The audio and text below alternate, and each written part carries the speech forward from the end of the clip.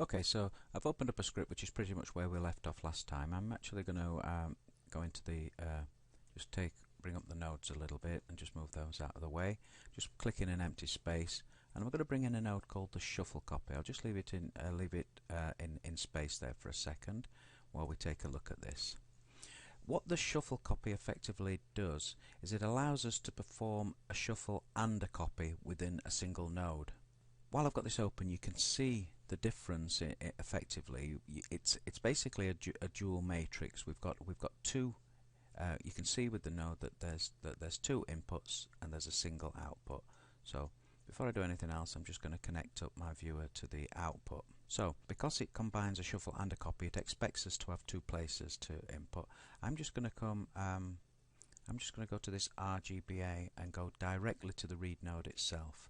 So I'm bypassing all the shuffles and all the copies. So we're kind of like right at the beginning of the process here, just bringing together the data from the RGBA layer and the foo layer. Both of them are RGBA 4-channel images, but at the moment, because I'm accessing them directly from the read nodes, both of these 4-channel images are coming in on the RGBA side. So effectively what we're going to do here is that we're going to perform the shuffle and the copy operations, but rather than using a separate shuffle and then a copy node, we're actually going to do it all within the confines of this single node. So we know that this input 1 goes to the RGBA layer, and we actually want to leave this as RGBA as it comes out. So turning to the shuffle copy properties, what we want to do is we want the RGBA to be coming in on the RGBA side and then going out on the RGBA side. So at the moment it's reading down until it gets to the red, then it reads across and outputs it on the RGBA layer on the red channel. Same with the green, reads down until it gets to the green, then reads across and outputs it accordingly. Same with the blue and same with the alpha.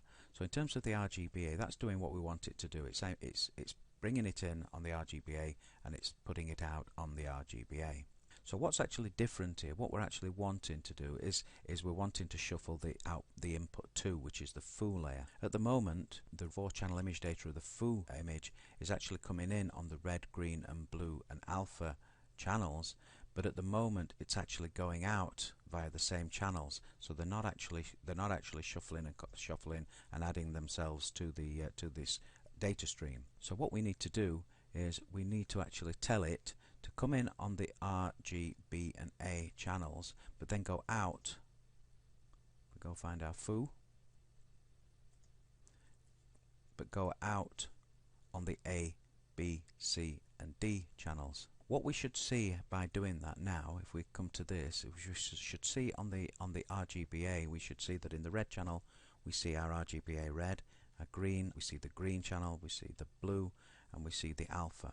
But now we should also have access to our foo layer where we can see our red, green, blue and alpha channels as well. So effectively now our RGBA and our foo layers have been combined, the data has been shuffled and copied together, so they're both part of the same data stream. So effectively, if we just come back to our composite, what we've effectively done is, this is our foo layer, what we've effectively done is we've done that and that. So we've done the shuffle and we've done the copy, but instead of doing it in two nodes and hooking them up, we've actually just done it within one node.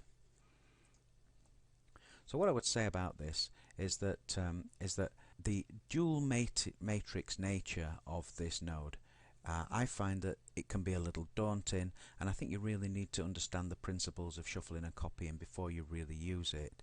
You just need to be aware at this stage that there is a means of actually shuffling and copying data within a single node rather than using two separate nodes. I think until you get a real understanding of the channels and layers and how you move channel data around within a script, I recommend that you stick to using a shuffle node followed by a copy node.